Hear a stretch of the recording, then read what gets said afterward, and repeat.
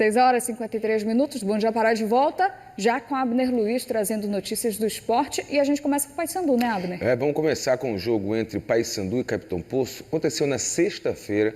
O Papão contou, né, com os bicolores em peso no Mangueirão e acabou vencendo o time da Laranja Mecânica, como é considerado aí o Capitão Poço. Vamos ver como foi o Papão, que foi o primeiro a se classificar para a semifinal do Campeonato Paraense. Homenagem para elas nunca é demais. Novamente, o Paysandu liberou a entrada para o público feminino no Mangueirão. E dessa vez, ainda mais especial, para as mulheres do projeto Transformando Vidas, que fazem tratamento oncológico. E foram as convidadas especiais. Nós estamos aqui representando esse clube que é maravilhoso, uma vitória linda, em prol dessas mulheres. Nós somos privilegiadas de estarmos aqui hoje na gratuidade. O Paysandu, só ele para fazer isso. Uhul! Os bicolores estavam bem confiantes mesmo. E olha só que coisa maravilhosa, numa sexta-feira, esse estádio lotado aí, no mês das mulheres, com o Paysandu oferecendo ingresso, entrada grátis para as mulheres, né? Não tem coisa melhor na vida. Uma noite bonita, hoje vai ser 2-0 para o Paysandu, um gol de Nicolas, outro de Rossi. O Papão estava ali para enfrentar o Capitão Poço em jogo único das quartas de final do Campeonato Paraense. E a partida começou bastante pegada, com muita reclamação. Com a bola rolando, Marlon levou perigo pela primeira vez. A Laranja Mecânica respondeu com Léo Pará. E não parou por aí. Matheus Nogueira salvou o Papão 1, 2,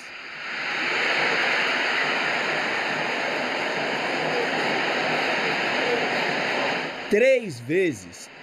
Na quarta defesa, o Wellington Londres estava em posição de impedimento. A gente sabe que contra time que tem um peso, que é o Paysandu, né? A gente é um clube grande, né? Que chega lá e a gente não pode dar essa margem para ele chegar e... Não pode vacilar mesmo. Logo na sequência, Rossi deu esse lindo passe para Marlon bater na saída do goleiro e colocar o Paysandu em vantagem, 1-0.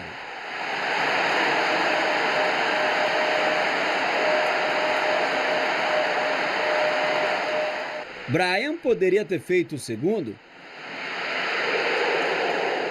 Na volta do intervalo, Nicolas desperdiçou essa chance sozinho. Particularmente não costumo errar, né? E tive a infelicidade de tirar demais, bateu na trave, mas faz parte. E quase o tal ditado de quem não faz leva, vira contra o Papão. Ju Alagoano fez grande jogada individual e parou em Matheus Nogueira. Em outra chegada bicolor, Benítez e Borazzi não conseguiram marcar. A dupla apareceu novamente. Dessa vez, Jorge Benítez tocou para Borazzi marcar. O árbitro foi acionado no VAR para checar a posição de Benítez na jogada, já que o equipamento utilizado no Campeonato Paraense não traça as linhas. Depois da revisão, impedimento marcado e gol anulado. Mas aí Giovani cobrou escanteio e o baixinho Rossi cabeceou no cantinho, garantindo a vitória do Papão sobre o Capitão Poço por 2-0. Feliz pela vitória. Fizemos 2 gols, não sofremos nenhum. A equipe está 10 jogos de invencibilidade, é importante ressaltar isso. Eu acho que novamente a gente conseguiu criar muito, com muita clareza, com muita no automático. Só tivemos alguns desequilíbrios no primeiro tempo, a gente não está jogando contra ninguém, tem que valorizar o adversário também. Com alguns sustos e várias chances criadas, o Paysandu se classifica para a semifinal do Campeonato Paraense. A vitória deu para o gasto, mas o desempenho do time em campo liga um alerta para a sequência da temporada. A gente tem que ficar preocupado quando a gente não cria, né? E a gente vem criando muito. Isso é sinal que a gente constrói, tem que minimizar, né, os erros, tem que tentar transformar mais essa construção efetivar em gols, né? Então, tenho certeza que a gente vai melhorar, mas o importante é a gente estar construindo e procurar errar menos, porque Tem jogos que a gente não vai ter tanta chance e as poucas que a gente tiver, a gente vai ter que matar. Falou bem aí o centroavante do Paysandu, Nicolas. Olha, Fábio, e para quem está em casa, foi uma sexta-feira para o torcedor do Paysandu comemorar. Não só a questão da classificação, mas a organização, a festa, o evento que se transformou o jogo. Nós tivemos DJ ali na área interna do Mangueirão, o torcedor não precisou ficar no estacionamento. Bacana. Foi para dentro do estádio, teve lá o rock doido, né, como é conhecido, e as mulheres entrando de graça também. A gente viu muita família no estádio na sexta-feira. Tudo isso com certeza conspirou para o bom futebol jogado pelo Paysandu. Administrou bem essa vitória e essa classificação por 2-0, teve chances demais, chegou a fazer gol, como mostrou a matéria, e o árbitro acabou anulando, e realmente foi o gol irregular, estava em impedimento, o atacante bicolor. No mais, esse perigo aí que o Paysandu acabou levando do Capitão Poço faz parte num jogo onde uma equipe vai atacar e também vai ser atacada, e tem defesa e goleiro para poder também resolver. Só fica aí uma questão que é a seguinte: a gente está acompanhando o estadual, está acompanhando aí a Copa Verde em relação ao Paysandu. Na Série B do Campeonato Brasileiro, vai enfrentar equipes que talvez não perca, né, esses gols, e nem que o Paysandu possa perder gols também, principalmente nos jogos dentro de casa. Mas passou com louvor a semifinal do Campeonato Paraense, enfrenta o Águia de Marabá já amanhã, 8 da noite, terça-feira, no Mangueirão. Vencendo o Águia, passa aí, no caso, para a grande final. Caso seja empate, nós vamos ter a decisão nas penalidades máximas. E vamos falar de mais jogos pelo Parazão, outros clubes aí que também vão para essa semifinal. Pois é, rapaz, eu falei agora há pouco do Águia, e o Águia teve uma missão difícil, complicada, mas conseguiu. Foi até Bragança enfrentar o Bragantino, que vinha fazendo uma campanha irretocável. Os dois se enfrentaram lá no Diogão. A partida foi para as penalidades máximas, naquela expectativa, naquela tensão. E no final, os marabaenses conseguiram passar para a semifinal do Campeonato Paraense. Bora acompanhar.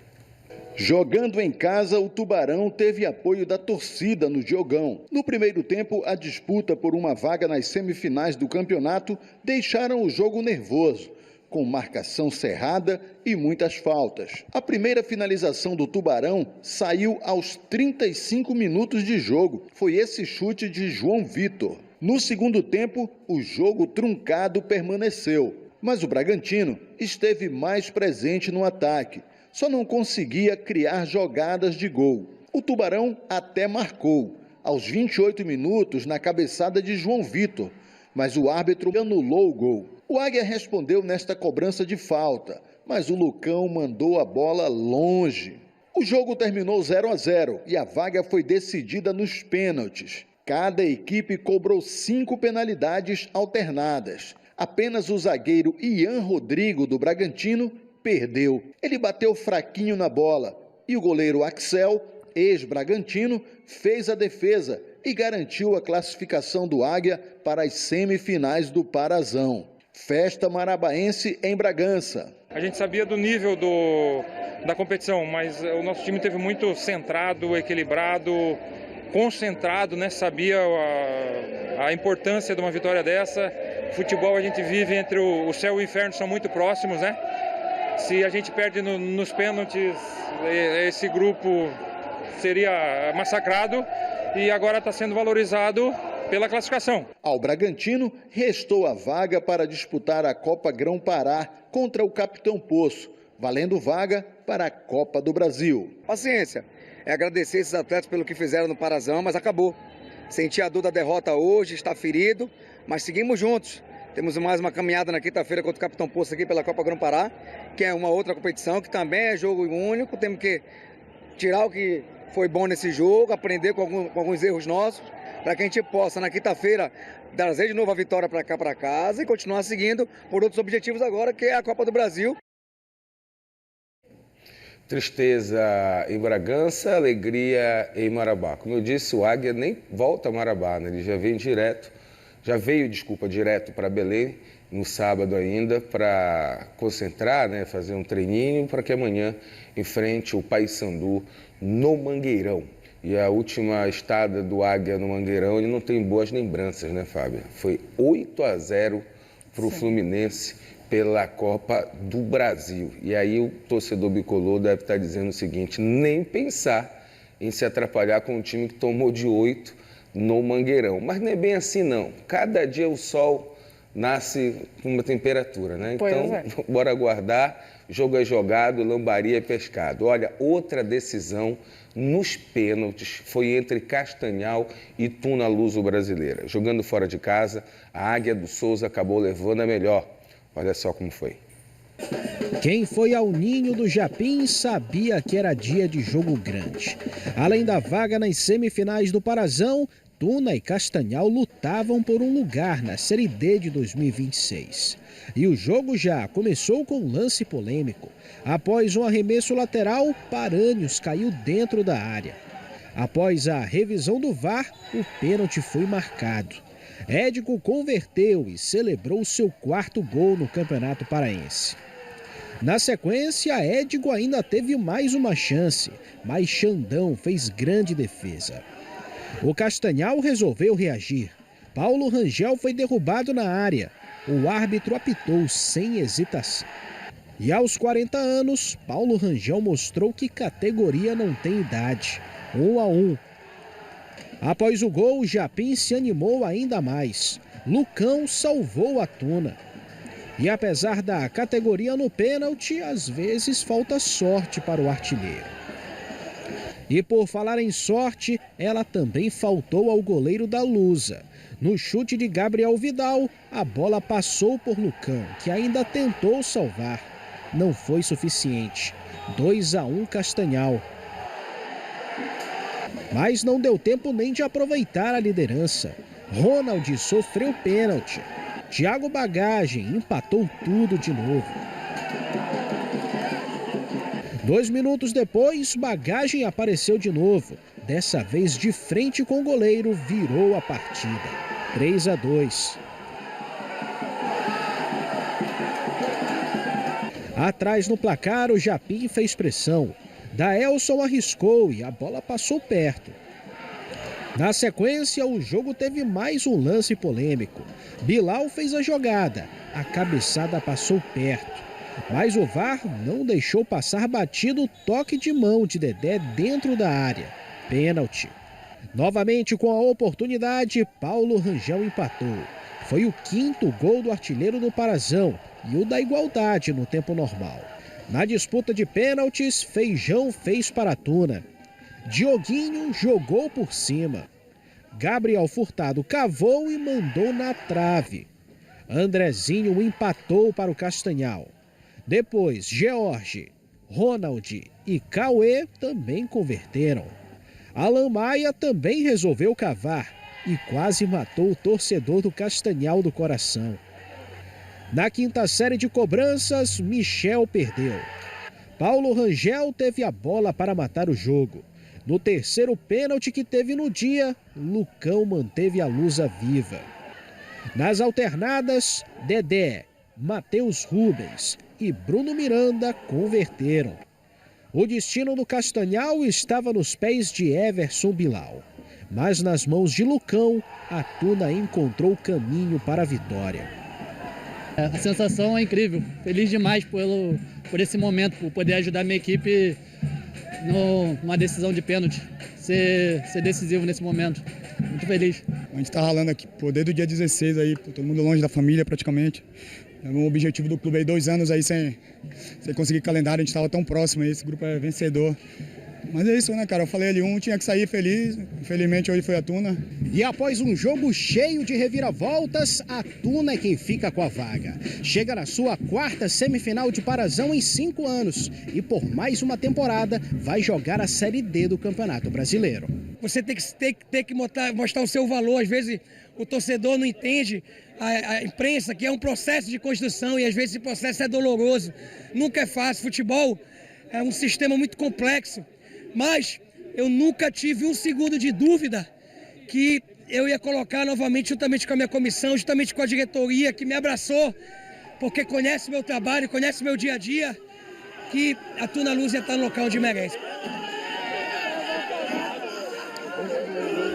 Foi o melhor jogo do final de semana, sem dúvida nenhuma, pelo placar, pela disputa. E aí, para quem ficasse a vaga, estava bem entregue. As duas equipes estão fazendo um trabalho na temporada bem organizado, bem interessante. O Castanhal se estruturando sempre, é forte dentro de casa, não aproveitou, é verdade, a oportunidade. A Tuna Luso brasileira, tradição e uma molecada chata no bom sentido, sabe, Fábio? Esse time corre muito, esse time se doa, esse time marca muito. É uma Tuna Luso brasileira de jovens jogadores, mesclada com 2 ou 3 ali com uma idade mais avançada para o futebol, tá? Mas que empresta uma experiência, como o Dedé, como o Marlon. O goleiro foi muito bem também ontem. Fica aí o sentimento, claro, triste para o Castanhal, que acabou saindo, né? Tinha, como disse o Paulo, o atacante, esse sonho, né, de ter calendário na Série D do Campeonato Brasileiro do ano que vem, mas a vaga ficou em boas mãos também, que é no caso a Tuna Luso brasileira, que aí passou o domingo, né? Acabou esse jogo aí, deve ter comido uma carne de sol gostosa lá em Castanhal e foi acompanhar o Remo, né, em campo contra a equipe do Santa Rosa, porque desse confronto, a Tuna, na quarta-feira, teria o seu jogo, no caso de semifinal, marcado, né? E ontem o Remo garantiu a última vaga na semifinal do Campeonato Paraense. O Leão passou pelo Santa Rosa, como eu disse, no Mangueirão, também uma bonita festa. Bora acompanhar. Os primeiros minutos da partida deixaram o torcedor azulino preocupado. Passe errado, outro passe errado aos 3 minutos de jogo. Foi a volta do Remo ao Campeonato Paraense, depois de quase um mês de paralisação. O estreante Daniel Paulista aproveitou a interjornada para promover 5 mudanças na equipe, incluindo a estreia do zagueiro Reinaldo. E a despeito dos passes errados no primeiro tempo de jogo, o que predominou foi o entrosamento do ataque azulino. Em jogada ensaiada, Dodô acionou Caio Vinícius.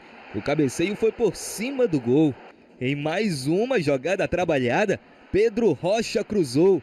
A bola passou por todo mundo, mas era uma questão de tempo o ataque do Remo encaixar. Na terceira chegada, Janderson encontrou Pedro Rocha na grande área. 1-0. O Santa Rosa desandou depois desse gol. O goleiro Fernando Caixeta protagonizou uma pichotada que poderia ter resultado em mais um gol azulino. Enquanto isso, o Remo seguia criando. Dodô cabeceou e Caixeta fez boa defesa. O Santa Rosa teve chance de empatar o jogo. Em outro contra-ataque, PH encarou a marcação e cruzou para a grande área. Adalto não alcançou a bola.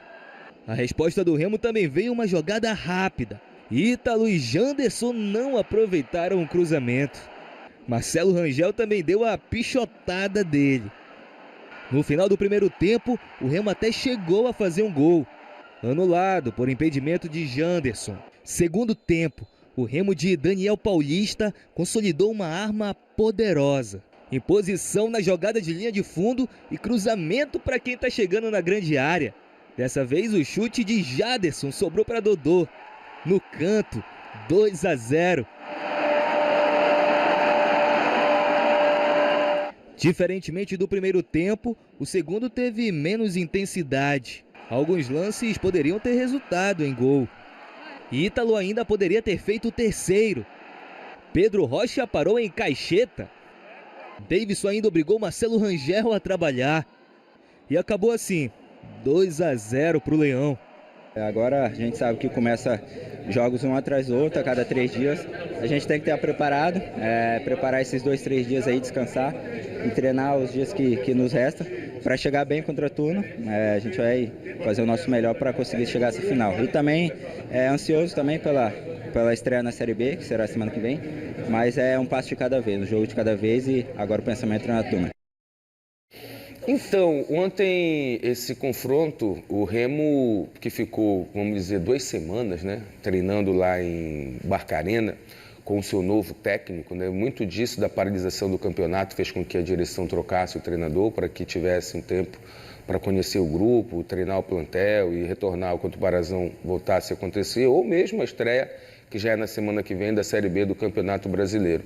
Ontem deu para ver um Remo muito mais disposto, um Remo muito mais aguerrido na marcação, principalmente lá na primeira linha de ataque. Ontem, surpreendentemente, vimos, por exemplo, o Ítalo, né, capitão da equipe, inclusive, marcando o goleiro, marcando o zagueiro, dividindo bola no meio de campo. Uma velocidade tremenda que, de repente, possa ter até surpreendido o Santa Rosa nesse sentido. E esse rapaz aí com a bola do Santa Rosa, que fez esse cruzamento agora, é o PH. Esse rapaz deu um trabalho no jogo ontem, jogador que merece ser observado, viu? Velocidade, habilidade, conclusão a gol, enfim. O Remo com muita disposição, uma outra montagem tática, né? No caso, o Daniel joga no 4-3-3 e percebemos ontem a figura do Jaderson um pouco adiantado, mas depois o Remo com dificuldades veio que sair jogando ali. O Jaderson precisou baixar a linha para dar qualidade nessa saída de jogo, mas foi um time com uma dinâmica bem diferente. Acredito que se tivesse entrado com essa volúpia, com essa vontade, com essa pegada contra o Criciúma pela Copa do Brasil, o Remo ainda tivesse na competição ou teria ido mais longe na própria Copa Verde. É esperado até por tempo, né? Porque apesar de tudo isso, ontem pareceu muito que o plantel jogava pela primeira vez no ano ontem com um novo treinador, recém-vindo de uma pré-temporada. Passou um pouco essa imagem, mas não é isso. Esses jogadores já se conhecem, os jogadores estão aí, o Viseu está de volta, entrou no segundo tempo ontem, participou pouco, mas já está recuperado. É um Remo que na quarta-feira vai precisar repetir esse jogo aí e essa vitória para passar de uma Tuna que é perigosa, é chata, mas já se enfrentaram na competição. O Daniel que não enfrentou a Tuna, né? Mas os jogadores já enfrentaram. É clássico. Né? Sim, Muitos consideram assim, outros não. Eu considero que é em virtude dessa camisa e da história que a Tuna Luso brasileira tem. Claro que os investimentos são bem diferentes, né? O Remo, uma folha de pagamento do Remo é bem distante da realidade da Tuna Luso brasileira, mas é um campeonato estadual, é futebol, são 11 contra 11, como diz no jargão do futebol, e lá na quarta-feira é que tudo vai se decidir. 2 jogos bons para a gente acompanhar e contar por aqui também. Dá o que, Fábio, tu achas da final? Eu não vou arriscar, não. Aquilo que você falou ainda agora no intervalo não vale, então? Não, eu vou deixar aí para o destino decidir. Vou só noticiar. Minha responsabilidade é falar a notícia. Só sei que se o Leão ganhar na quarta-feira, quinta ela está de folga. É quarta-noite? Vou chegar tarde em casa. Eu volto daqui a pouco ou eu volto mais, diretor? Volta sim. Volta.